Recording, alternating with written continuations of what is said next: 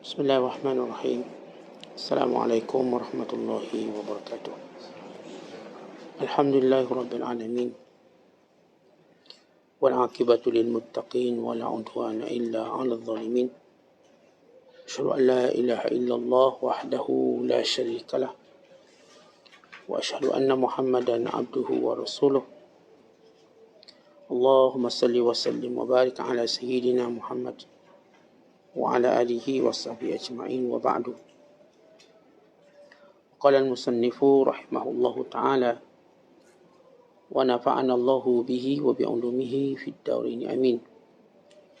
Telah berkata Imamul Allamah Syekh Abdul Qadir Al-Jilani, semoga Allah Ta'ala merahmatinya dan kita mendapat manfaat serta barakah ilmunya di dunia dan di akhirat. Wahai gulam, berteguh dirilah sampai engkau tiada lagi menganiaya sesiapa pun sahaja. Dan jadikan niatmu itu baik buat semua orang, kecuali siapa yang disuruh syariat untuk menganiayanya. Maka penganiayaanmu ketika itu menjadi suatu peribadatan. Para orang yang berakal pintar, yang siddiq, telah ditiup pada sangkakala mereka dan telah didirikan khidmat ke atas diri mereka. Mereka telah membelakangi dunia dengan semangat mereka dan berlalu di atas sirat, yakni jambatan dengan kepercayaan mereka. Mereka terus berjalan dengan hati mereka sampai ke pintu syurga. Mereka berdiri di laluan yang paling sempit buat diri mereka seraya berkata, kami tidak akan makan dan minum bersendirian, kerana orang yang murah hati tidak akan makan sendirian. Mereka lalu kembali semula ke dunia, yakni mereka mengajak manusia untuk mentaati Allah serta memberitahu mereka apa yang ada di sana, yakni syurga, dan mereka mempermudah segala urusan buat mereka. Ya, siapa yang kuat imannya dan tetap keyakinannya, nescaya dia akan melihat semua yang diberikan Allah Azza wa Jalla dari hal hari kiamat. Dia dapat melihat syurga dan neraka dan apa yang terkandung di dalamnya. Dia dapat melihat sangkakala dan malaikat yang ditugaskan untuk meniupnya. Dia dapat melihat semua perkara seperti yang diberitakan itu. Dia dapat melihat dunia dan betapa dunia itu akan lenyap akhirnya, serta perubahan semua orang yang menghuninya. Dia dapat melihat semua manusia seperti kuburan yang berjalan. Bila dia melalui suatu kuburan, dia dapat merasakan apa yang sedang berlaku di dalamnya, dari kenikmatan atau siksaan yang berlaku di perutnya, yakni perut kubur. Dia dapat melihat para malaikat sedang berdiri, lalu para anbiya, para mursalin, serta para abdal dan awliya'nya. Masing-masing mereka menurut darjat dan martabat masing-masing. Dia dapat melihat penghuni syurga satu dengan lain ziarah menziarahi, sedang penghuni neraka pula satu dengan lain bertengkar dan bergaduh. Muslimin dan muslimat yang dirahmati Allah sekalian, masih lagi kita menekuni mujahadah yang perlu kita lakukan, serta amalan yang perlu kita amalkan, kesungguhan yang perlu menjadi senjata dan kekuatan kita untuk melalui jalan ini, untuk sampai kepada redha Allah Subhanahu wa taala.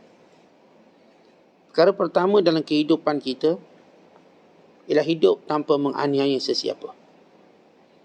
Ini perlu menjadi salah satu daripada matlamat yang penting dalam hidup kita. Semua manusia ada matlamat.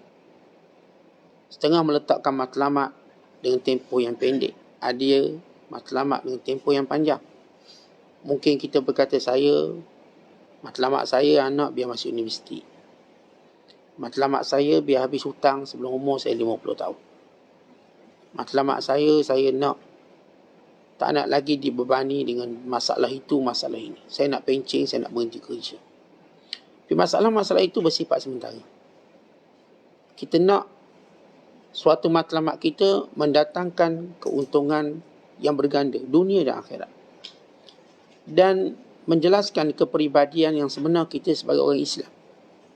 Bila baginda sallallahu alaihi wasallam menyatakan al-muslim man salimal muslimun min lisanihi wa yadihi. Orang Islam yang sebenar, orang Islam yang lain selamat daripada tangan dan daripada mulutnya. Orang Islam yang sebenar, orang Islam yang lain selamat daripada tangan dan juga mulutnya. Ataupun mulut dan juga tangannya. Jadi kita punya matlamat, saya tidak mahu menganiaya sesiapa. Bermula dengan orang yang paling dekat dengan kita, isteri dan anak-anak. Sehinggalah orang yang kita dipikulkan tanggungjawab, iaitu ibu dan ayah. Dan orang yang kita diingatkan selalu tentang hubungan kita dengan mereka, yakni silaturahim. Dan orang yang sentiasa diwasiatkan oleh Jibril kepada Nabi SAW supaya berlaku baik, yakni para jiran tetangga kita. Dan orang yang selalu diingatkan oleh Allah bahawa mereka ialah saudara kita, walau jauh persempadanan negara dan berbeza bahasa dan budaya, itu orang-orang yang beriman. Innamal mu'minuna ikhwah. Maka saya tidak mahu membawa mudarat kepada mana-mana atau menganiaya mana-mana orang Islam. Ini disiplin yang penting. Sebelum kita masuk disiplin yang kedua, saya nak jadi orang yang paling memberi manfaat kepada orang Islam. Mulakan dengan cara kita hidup tak nak aniaya orang. Mulakan dengan cara kita hidup tidak mahu menyakiti sesiapa. Wa imma perkataan kita, wa imma perbuatan kita. Ya, sebahagian perkataan kita walaupun kita rasa nak lepas marah kita, nak lepas geram dan benci kita, ia tidak memberi manfaat dalam membina hubungan kita. Ia sekadar untuk menyejukkan api kemarahan nafsu kita sementara. Yang sebenarnya ia akan memberi mudarat kepada kehidupan-kehidupan kita yang lain yang lebih penting. Kerana itu Nabi SAW mengajar pada kita. Hatta kalau kita benci seseorang, kita masih mengawal percakapan kita. Masih mengawal. Kata Abdullah bin Abbas, ada orang yang kami senyum pada wajah mereka, hati kami melaknat mereka. Maksudnya kawal. Kita mengawal perkataan. Ia biar menjadi suatu perkara yang kebiasaan kita. Maka kalau disebut oleh Syekh Abdul Qadir, mulakan dengan tidak menganiaya sesiapa. Dan kita sebut peringkat yang kedua, mulakan untuk memberi manfaat pada siapa sahaja. Di kalangan orang beriman. Baik, kenapa kita mulakan dengan orang beriman atau Islam? Kerana doa mereka yang terangkat. Ada pun orang kafir, doa mereka tidak terangkat.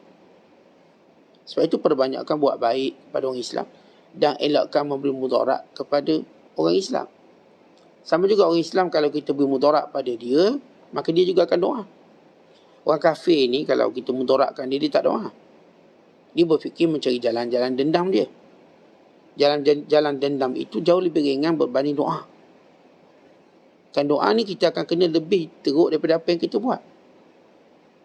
Oleh sebab itu kita sentiasa mencari ataupun berusaha untuk tidak menganiaya sesiapa. Maka kita belajar cara bercakap dengan betul, cara bertindak yang betul. Melainkan orang yang Allah perintah kita aniaya dia. Maksudnya Allah perintah kita benci pada dia. Yang disebut dalam hadis, man ahabba lillah wa abghadha lillah. Orang yang sayang kerana Allah, benci dia bukan Allah. Ya, kalau perkataan itu perlu dituturkan untuk menyakitkan hatinya kerana Allah perintah, sebab dia telah menyakiti Islam. Dia telah menyakiti perkara-perkara yang menjadi kemuliaan dalam agama.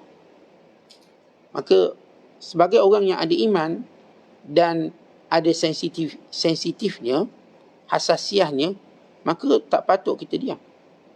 Kerana orang yang diam itu dinamakan syaitan bisu. Yang diam untuk menjawab dan membela Islam, maka dia adalah selemah-lemah iman. Kerana itu kata Nabi SAW, man jahada biyadihi fahuwa mu'min, wa man jahada bilisanihi fahuwa mu'min, wa man jahada biqalbihi fahuwa mu'min, wa laysa wara'a min zalika habbatu khardali minal iman. Siapa yang bila melihat kemungkaran dia berjihad dengan tangannya, dia orang beriman. Kalau dia jihad dengan mulutnya, dia orang beriman. Dia jihad dengan hatinya, dia orang beriman. Maka itu selemah-lemah iman. Kalau dia tak ada rasa apa-apa, dia tak ada iman. Kita kalau suatu kemungkaran atau suatu perkara yang keji, seorang yang mengutuk Islam, mengutuk saudara Islam, maka mulut kita pun kena menyakiti orang yang menyakitinya. Supaya mereka tahu ada pembela. Atau selembut-lembut ayam yang kita selalu sembelih dan kita makan. Kalau disakiti anaknya, dia lawan. Walaupun dia binatang yang lemah, yang memang tu menjadi subjek sembelihan manusia. Tapi jangan diusik anaknya, maka dia mesti akan melawan. Kalau ayam macam tu, sementara kita orang Islam, jangan diusik Islamnya. Jangan diusik perkara-perkara yang menjadi kemuliaan dalam agama ini. Maka kalau kita tak berbunyi dan tak berani membela, kita tak ada iman. Asal ini kena penting memahaminya. Iaitu kita tak nak sakiti orang, bukan kita nak beri manfaat pada orang, tapi orang yang Allah perintahkan kita sakitinya, dia menyakiti agama kita, atau dia menyakiti muqaddasatuna, syiar agama kita, maka ia merupakan satu kemestian. Maka ini adalah jihad perkataan. Ini adalah jihad untuk mempertahankan agama. Kemudian kata Syekh, orang yang benar-benar berakal, yang bijak, yang memang dibukakan kepada hati dan jiwanya kebijaksanaan yang sebenar, maka dia nampak akan kiamat. Dia meyakini, dia mengetahui bagaimana kiamat akan berlaku. Dunia akan musnah. Dia meyakini bahawa dunia ini akan ditinggalkan atau meninggalkannya. Dan di hadapannya terbentang sirat jambatan yang perlu dia melintasinya dengan amal solehnya untuk sampai ke syurga, untuk sampai kepada redha Allah Ta'ala. Maka dia dah nampak semua ini. Maka sebab itu dia dah bina prinsip dia. Prinsip pertama yang disebut oleh Syekh Abdul Qadir, tak menyakiti orang beriman. Tetapi kita kalau tak sakiti orang, maka hidayah itu datang dengan lebih mudah dan lebih cepat. Jangan sakiti orang. Islam terbina dengan hal yang penting itu. Maka bila kita tak ada, kita katakan masalah dengan orang, maka ketika itu tumpuan kita pada diri kita. Bila tumpuan kita pada diri kita, kita akan mula nampak kebaikan-kebaikan yang perlu kita ambil. Akhirnya Allah buka iman pada kita, sehingga kita nampak bagaimana keadaan kiamat, bagaimana keadaan yang perlu kita takuti dan bimbangi, yang perlu kita harapkan dan kita rindui. Maka ketika itu kita lihat, ini matlamat saya ke syurga. Ini matlamat saya ke syurga. Namun, kata Syekh Abdul Qadir, bila mereka dah sampai kepada syurga ini dengan maksud amalan mereka ke arah syurga, niat mereka ke arah syurga, cita-cita mereka ke arah syurga, arah redha Allah Ta'ala, mereka tahu dunia akan binasa, mereka tahu bahawa kiamat pasti akan berlaku. Tetapi mereka teringat balik ada orang-orang yang perlu diajak. Sebab syiar mereka tak makan sendirian, mereka tak minum sendirian, mereka akan ajak orang lain. Akhirnya mereka kembali menyibukkan diri untuk mengajak manusia ke arah yang sama.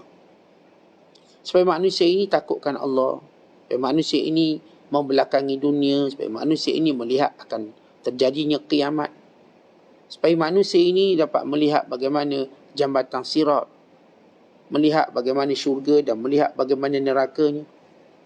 Ya, orang yang kuat iman memang dia akan nampak semua ni. Ada seorang sahabat Rasulullah, namanya Hanzalah bin Rabi' radhiyallahu ta'ala anhu. Salah seorang penulis wahyu Nabi SAW. Satu hari, ketika mana Abu Bakr radhiyallahu ta'ala anhu bertemu dengannya, dia kata, "Kaifa asbahta ya Hanzalah?" Wahai Hanzalah, bagaimana ceritanya pagi ni? Bagaimana kamu menghabiskan pagi ini? Lalu kata Hanzalah, nafaq Hanzalah. Hanzalah munafik.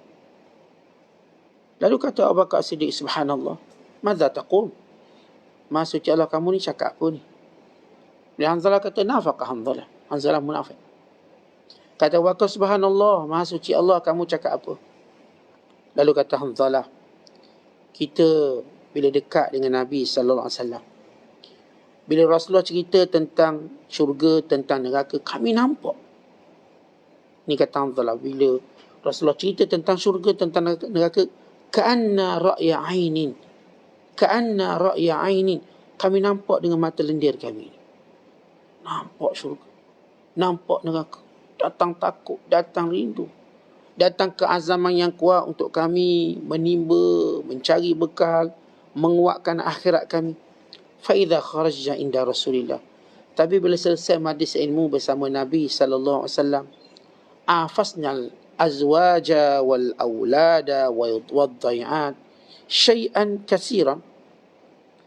Tapi bila kami keluar daripada Nabi SAW, kami jumpa isteri, kami jumpa anak, kami sibuk dengan pekerjaan, kami lupa benda tu. Ini macam munafik macam ni. Lalu kata Abu Bakar As-Siddiq, wallahi inna lanalqa misla hadha. Saya pun rasa macam tu, kata Abu Bakar. Hebat para sahabat bila mereka duduk dengan Nabi SAW. Kalau Rasulullah cerita tentang syurga, mereka nampak syurga. Cerita tentang neraka, mereka nampak neraka. Cerita tentang kematian, mereka nampak malaikat maut. Cerita tentang kiamat, mereka nampak bagaimana huru-hara kiamat. Sebab itu hati mereka tersentuh, hati mereka cepat khusyuk dan sebagainya. Tapi bila berjauhan daripada baginda SAW, kembali lalai dan lupa. Lalu mereka cuba merawat bagaimana nak hilangkan lupa ini. Lalu mereka datang bertemu dengan Nabi SAW. Ya Rasulullah, begini keadaan saya. Kalau bersama Tuhan, saya ingat syurga, saya ingat neraka. Tapi bila saya bersama keluarga, saya bersama dengan anak-anak, bersama pekerjaan, saya lupa banyak. Bukan tak ingat langsung, lupanya banyak. Lalu kata Nabi SAW, "Walladhi nafsi biyadi, law tadumuna ala ma takununa, indi wa fi dhikri lasafahatkumul malaikatu, ala furushikum wa fi turukikum, lakin ya Hanzalah sa'ah." Kata Nabi SAW, demi Allah, demi diriku yang berada di tangannya, kalau sekiranya sifat kamu memang begitu, sentiasa nampak syurga, sentiasa nampak neraka, ketika mana kamu berada di sisiku atau ketika mana kamu bersendirian, nescaya malaikat akan turun bersalaman dengan kamu di atas tilam-tilam kamu dan di jalan-jalan kamu. Tapi wahai Hanzalah, sa'ah. Begitulah masa-masanya.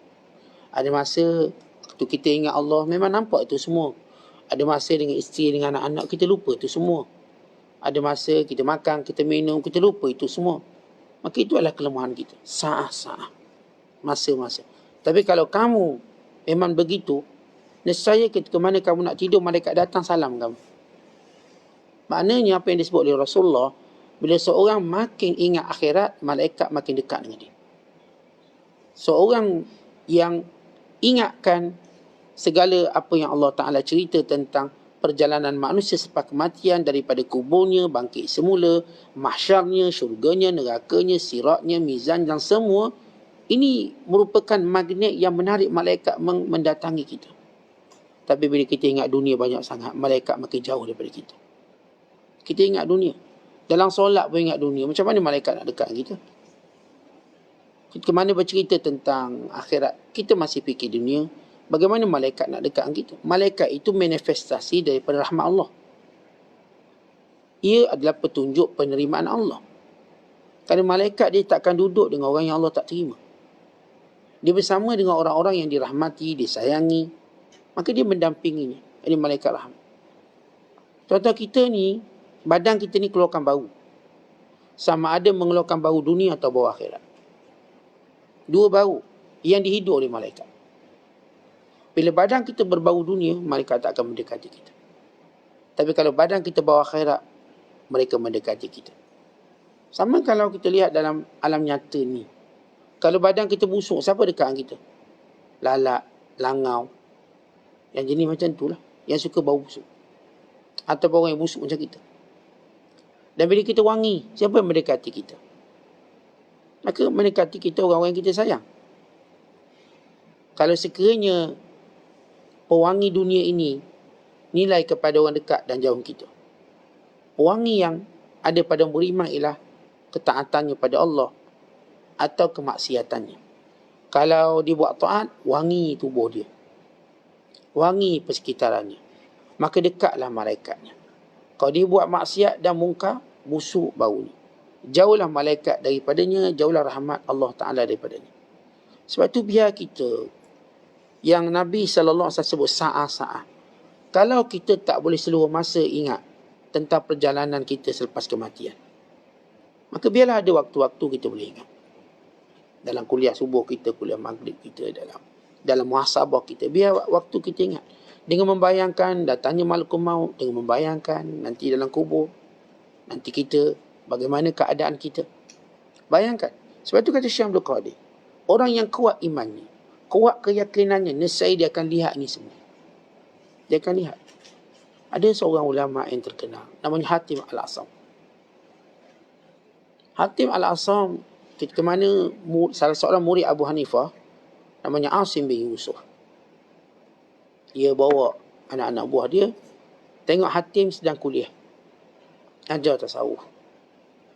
Lalu ditanya tentang bagaimana cara mendirikan solat. Tolong cerita pada kami bagaimana solat.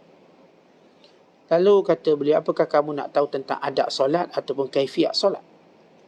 Kerana perkara rukun dan syarat dibahaskan oleh ahli fiqh, tetapi perkara adab dan cara solat dibahaskan oleh ahli sufi. Lalu kata Asim, tanya satu soalan, kita akan dapat dua jawapan. Menarik. Maka katanya, baik ceritakan pada kami. Hatim Al-Asam cerita, bila mana kamu solat, di hadapan kamu ialah Kaabah, yakni kiblat. Tetapi mata kamu mesti mengetahui dan melihat bahawa adanya timbangan amalan kamu di hadapan kamu. Dan kaki kamu sekarang sedang berdiri di atas jambatan Sirat. Dan di kanan kamu ialah syurga. Di kiri kamu adalah neraka. Dan di belakang kamu malakul maut yang sedang menanti untuk mencabut nyawa kamu. Dan kamu tidak mengetahui apakah solat kamu diterima ataupun ditolak. Jadi gambaran bila kamu solat, seperti kamu berdiri di atas jambatan Sirat. Berdiri atas jambatan Sirat. Di kanan kamu syurga, di kiri kamu neraka. Belakang kamu malakul maut tunggu. Belakang kamu malakul maut. Di hadapan kamu ialah timbangan neraca yang akan menimbang amalan ini, bermutu atau tidak. Dan selepas kamu solat, kamu tidak mengetahui apakah diterima atau tidak. Lihat gambaran mereka ketika solat, membayangkan di hadapan mereka, di kiri, di kanan mereka sesuatu yang perkara yang mereka yakini. Maka datang dalam solat mereka. Sebab solat ini, tuan-tuan, menjadi suatu ukuran tentang apa yang menjadi besar dalam hidup kita. Apa yang menjadi keseronokan dalam hidup kita.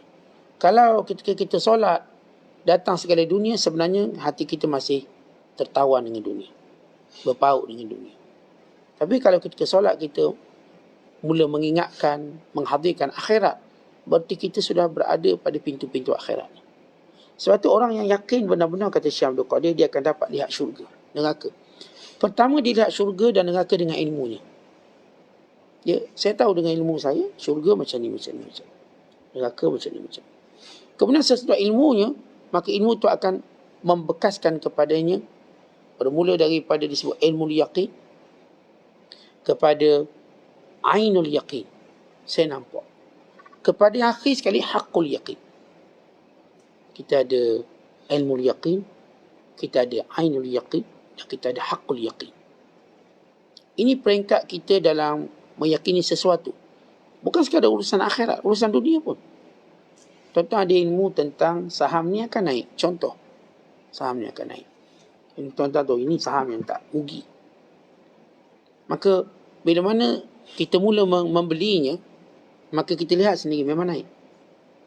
Ainul yaqin. Dan bila berterusan naik, kita cukup yakin dia tak akan turun lagi. Ini haqqul yaqin.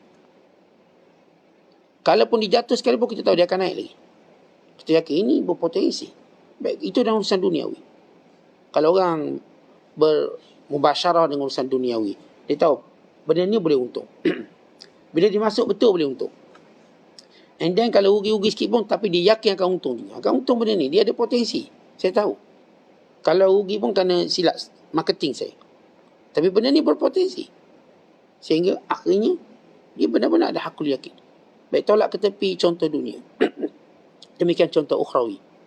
Tentang mula-mula kita belajar. Inilah syurga, inilah neraka. Inilah kuburnya.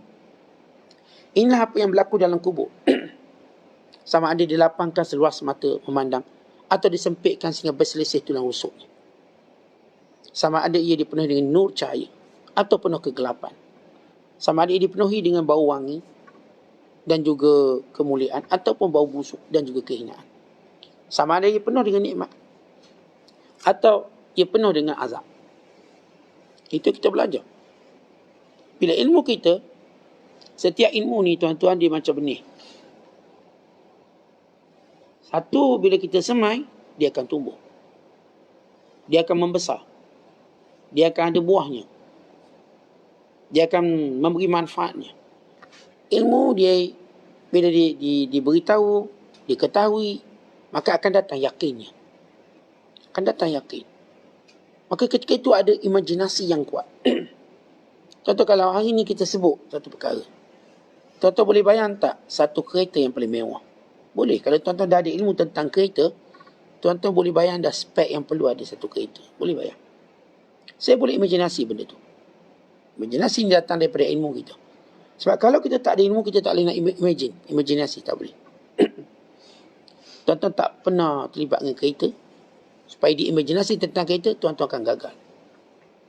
Sebab dia perlu ada asas dia. Tuan-tuan tak tahu ilmu pertanian, tuan-tuan nak imajinasi ladang yang tuan-tuan nak, tuan-tuan tak akan dapat imajinasi yang betul. Memang kita ada ilmu, kita pun dapat imajinasi. Okey, kita buat macam ni, macam ni, macam ni. Daripada imajinasi kita, atau dipanggil at-tasawwur, ketika itu datang keyakinan kita.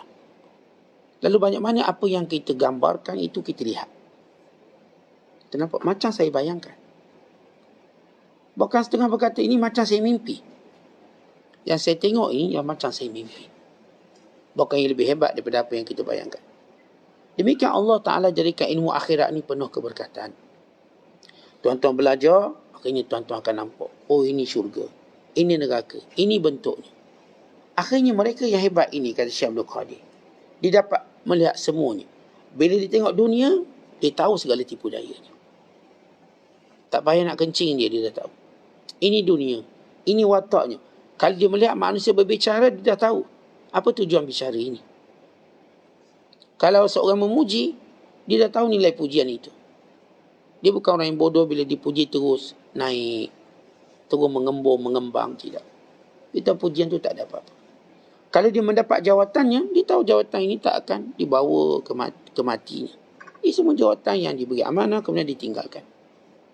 Tanpa dia merasa apa-apa. Dia melihat semua dunia dengan segala sifat sementaranya. Sebab tu orang ni tuan-tuan sekalian, kita nampak matured dia, matang dia. Dia dapat, tidaklah gembira, hilang, tidaklah dia sedih. Ini sifat yang Allah sebut dalam Quran. Likai la ta'saw ala ma fatakum wa la tafrahu bima atakum. Supaya kamu tidak berduka cita apa yang kamu tak dapat dan hilang, dan kamu tidak terlalu gembira apa yang datang. Sebab tahu ini semua sifat duniawi. Duniawi dia datang, dia pergi. Kalau hari ni kita sihat, kita tahu satu hari nanti kita akan sakit. Kali ini dunia. Kalau hari ni kita hidup, kita tahu kita akan mati. Kalau hari ni kita muda, kita tahu kita akan tua. Apakah tuan-tuan meragui tuan-tuan akan tua? Tak, setiap hari saya tahu saya makin tua. Saya tak pernah rasa saya muda. Saya rasa saya tua. Makin tua. Dan kita meyakini bahawa kita akan sampai ke tempat di mana semua orang sampai. Yang ni kubur. Orang ni yang bijak sana ini nampak benda ni. Dia nampak perjalanan ini. Sebab itu dia tidak akan ditawan oleh dunia. Saya sudah kenal dunia dengan segala tipu daya. Saya kenal semua nikmat dunia bagaimana akan terhentinya. Saya tahu bagaimana hebat pempujian, ia akan berakhir dengan kejian. Sebab itu kita tak terpesona dengan pujian. Tahu pujiannya boleh bertukar menjadi kejian. Dengan cepat, dengan pantas. Seolah-olah kita tidak pernah dipuji selepas itu. Orang ni kata Syekh Abdul Qadir, kalau dia berjalan kat kubur, dia tahu bagaimana keadaan kubur. Maksudnya dia tahu kubur ini sama ada dilapangkan, dicahayakan, diterangkan, diperbagaikan segala nikmat dan juga balasan. Atau sebaliknya, dia tahu. Maka dia juga tahu kedudukan para Nabi. Bila Anas bin Malik berkata, Ya Rasulullah, nanti akhirat Tuhan berada di tempat yang istimewa. Kami berada di tempat yang lain. Anas bayangkan Rasulullah berada di tempat istimewa. Lalu kata Nabi SAW, Anas, aku akan menantimu. Aku akan berada di sisimu pada beberapa tempat. Ketika mana timbangan, aku akan berada di sisimu. Ketika mana diberikan buku catatan, aku berada di sisimu. Ketika mana engkau melintasi sirat, aku berada di sisimu. Dan di sisi umatku. Di sisi umatku. Dan begitu juga berlaku pada salah seorang sahabat Nabi SAW. Yang kata, ya Rasulullah, kamu berada pada, aku dah bayangkan akhirat kelak, kamu berada di syurga tertinggi. Maka kami berada di syurga, mesti bawah pada kamu. Apakah kami boleh jumpa? Pasti kami tak jumpa lagi kamu di akhirat kelak. Dia bayangkan tak jumpa ni. Lalu kata Nabi SAW, anta ma'aman ahbab.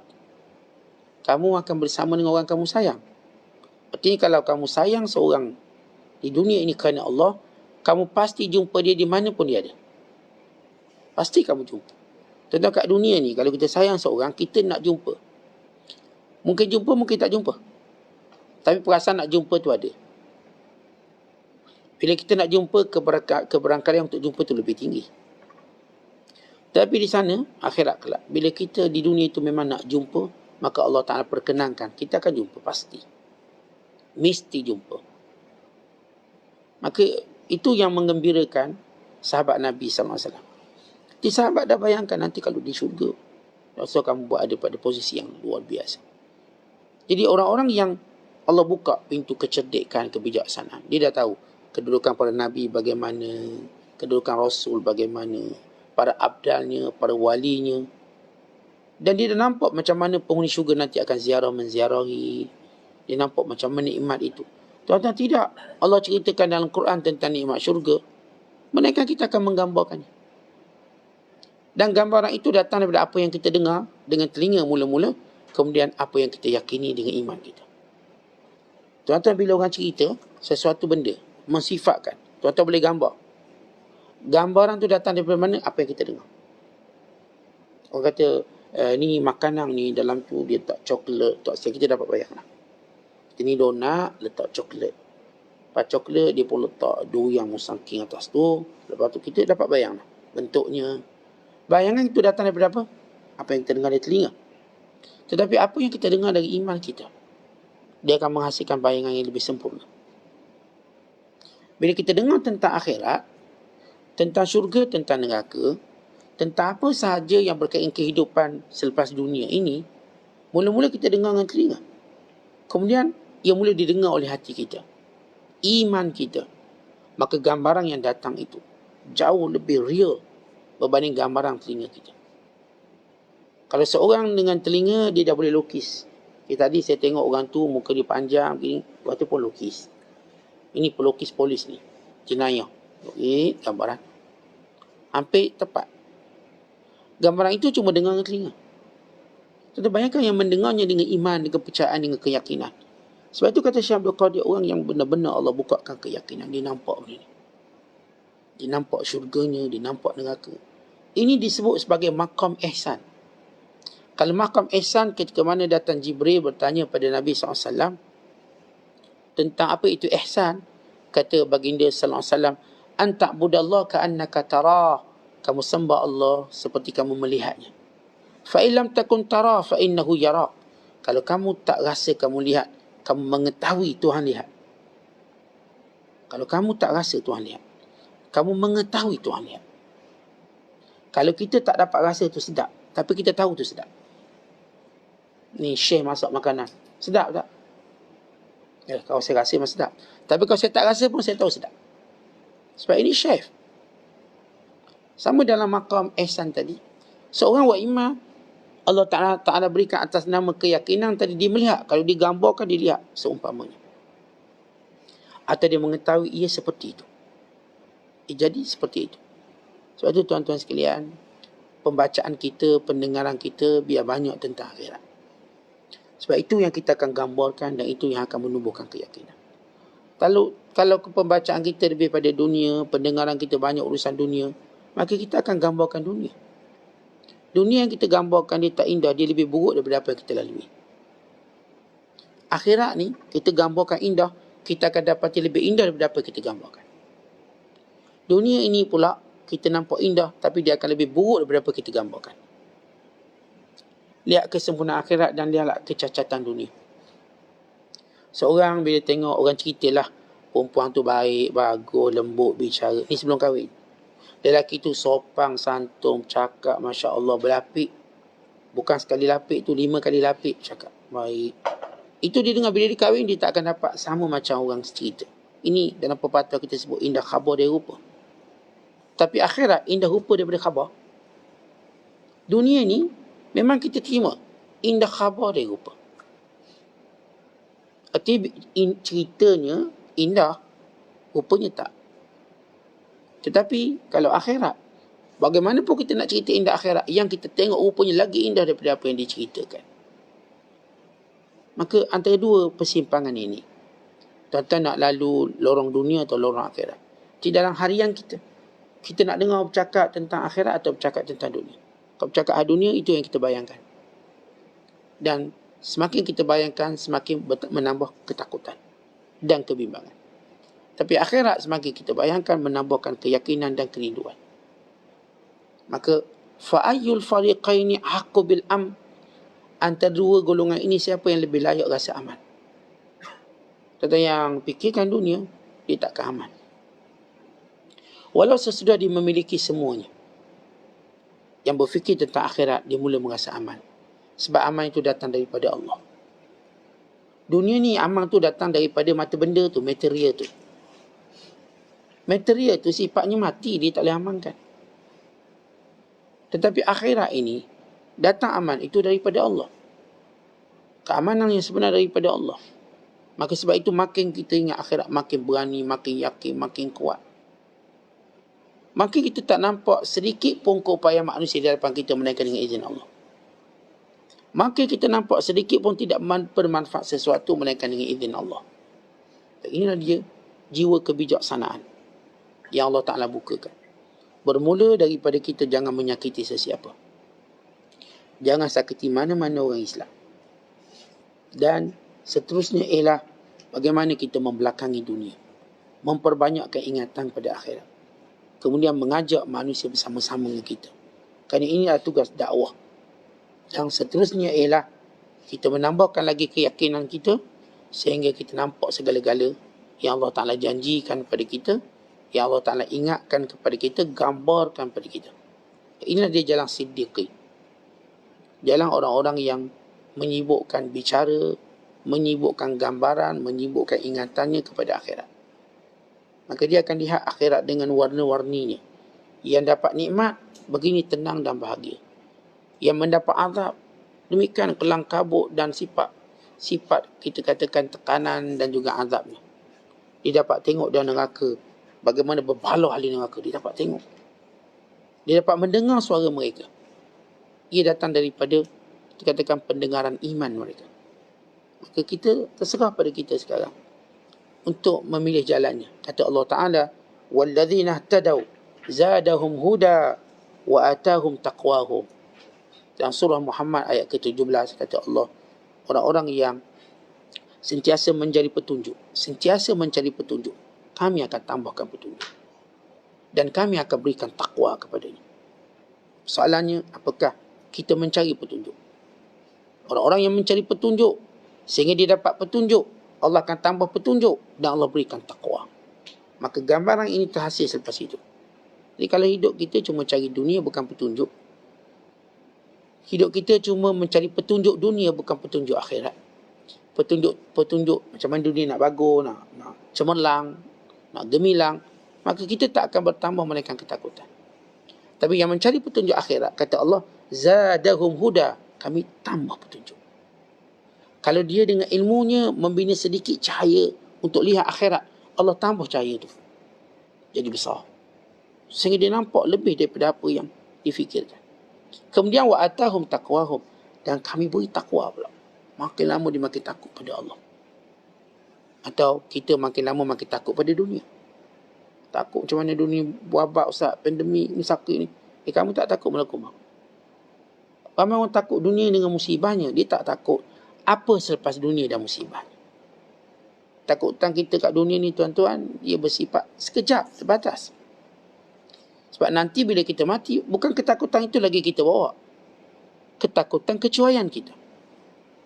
Bukan lagi takut kita penyakit. Kerana bila mati dah habis penyakit. Bila mati dah habis kita bercakap tentang harta, tentang pangkat. Bila mati dah habis kita bercakap tentang segala hubungan dengan dunia.